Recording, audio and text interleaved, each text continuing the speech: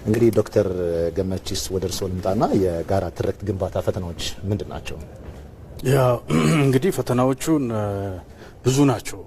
እንደ ፈተና የምናነሳቸው እንግዲህ ሀገራችን በሁለት የተወጠረች ነበረች። አሁንም በሁለት የሚጎትቱ አካላቶች አሉ። በአንድ በኩል በአህዳዊ ስርዓትን በመጠቅለል የሚያስቡ ሰዎች አሉ። ሀገራችን አንድነትን ለማጽናት ከዚህ በፊት የተሞከረው መንገድ በአንድ ጥላ ስር ማሰባሰብ፣ በአንድ ባህል፣ በአንድ ቋንቋ፣ በአንድ እምነት፣ በአንድ እሳቤ ስር ኢትዮጵያኖች ቢሰባሰቡ ጠንካራ ሀገር እንገነባለን የሚል እሳቤዎች ነበሩ። ሌላው አካል ደግሞ በዚህ በኩል አይ ይሄ እኔን አይወክልም፣ እኔ ከዚህ ርቅ ያለው አይመለከተኝም፣ በዚህ ውስጥ ተጎድቻለሁ ብሎ የተቃውሞ የሬዚስታንስ አካል ተፈጥሯል። በዛ በኩል ማለት ነው። ሁለት አካላቶች አሉ። አሁን እዚህ መሀል ነው የወል ትርክት የመጣው። በዚህ መሀል ነው ከዚህም ወጥተን የወል ትርክት መገንባት አለብን ብለን ተብሎ ለውጡ የመጣው። ለዚህ ከፍተኛ ተግዳሮት የሚሆነው የታሪክ እስረኛ መሆን አንዱ።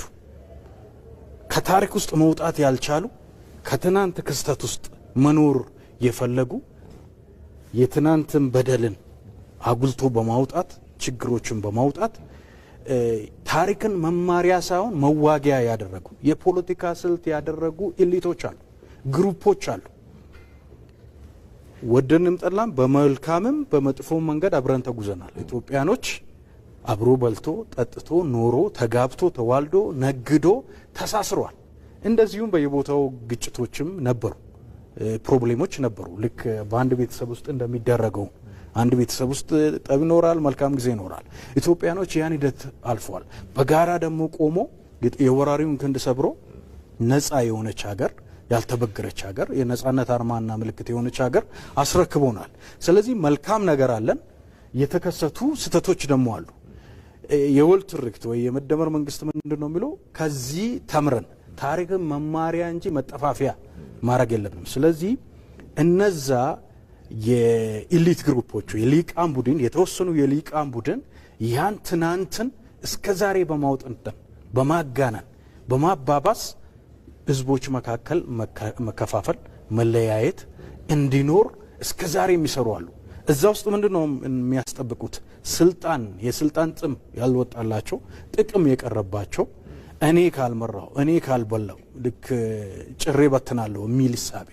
ስለዚህ ያቺ እዛ ውስጥ መኖር ትናንት ውስጥ እየኖሩ የዛሬ ትውልድ ተሻግሮ እንዳያይ የጋራ ሀገር እንዳይገነባ እንዳይታረቅ እንዳይስማማ ፕሮግሬሲቭ እንዳይሆን ትናንት ውስጥ እንዲኖርና ያን በማጉላት በማባባስ ዛሬም ኢትዮጵያኖቹ ወጣቶቹ እንዲበላሉ በስልሳዎቹ እሳቤ ዘመናቸውን የጨረሱ ለሀገር መልካም ማበርከት ሲገባቸው እስከ ዛሬ ኢትዮጵያኖችን መከፋፈል መባላት እዛ ውስጥ የሚኖሩ እዛ ውስጥ የሚነግዱ እዛ ውስጥ ጥቅማቸውን የሚያስከብሩ የኔ ሐሳብ ብቻ ላንተ ያዋጣል፣ ሌላው ማህበረሰብ ታች ያለው ማህበረሰብ የራሱን እሳቤ እንዳያዋጣ ከነሱ እሳቤ ውጪ ከተቃረነ እንደ ጠላት እንዲፈረጅ በማድረግ የታሪክ እስረኛ በማድረግ ከዚህ ውስጥ መውጣት ነው አንዱ ትልቁ ተግዳሮት።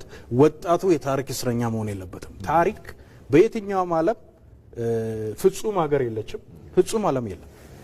አሜሪካም አውሮፓም እንደ አውሮፓኖች እኮ የተባላ የለም፣ የተገዳደለ የለም። አሜሪካም ብዙ አፍሪካ ሀገራቶች መሄድ ትችላለ። ይሄኛ ሀገር እንዳውም የተሻለ ታሪክ ነበረን። እኛ ጥሩ የመቀባበል አብሮ የመኖር አብሮ መብላት ብዙ ታሪካችን መልካም ጎኑ ይበዛል። እነዛ ግን ይሄን መልካም ጎን የጋራ ታሪካችን አይናገሩ። የሚነጣጥል የሚከፋፍል ትርክት ብቻ ነው የሚያመጡት። ስለዚህ ታሪክ መማሪያ መዋጊያ አይደለም። አንዱ እንቅፋት ትናንታችን ነው፣ ታሪካችን ነው። ታሪካችን ተምረንበት መልካሙን ወስደን መጥፎውን አስተካክለን ወደፊት ሄደን የጋራ ራዕይ የጋራ ኃላፊነት ወስደን ሀገር መገንባት አለብን።